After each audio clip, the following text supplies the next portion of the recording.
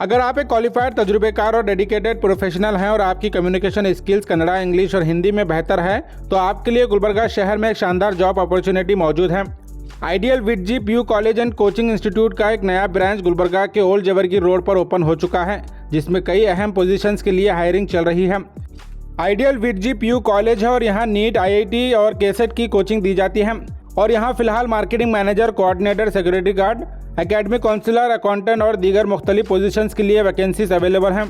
कल यानी संडे 16 फरवरी को सुबह 10:30 बजे से 4:30 बजे तक जॉब के लिए इंटरव्यू रखा गया है।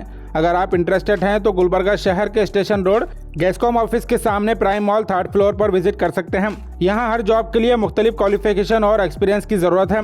आप स्क्रीन पर दिए नंबर पर कॉन्टैक्ट कर डिटेल हासिल करें या फिर आप कल संडे 16 फरवरी को प्राइम मॉल 3rd फ्लोर पर विजिट कर वॉक इन इंटरव्यू का हिस्सा बन सकते हैं। अगर आप एक बेहतरीन करियर अपॉर्चुनिटी ढूंढ रहे हैं तो ये मौका हाथ से जाने ना दें।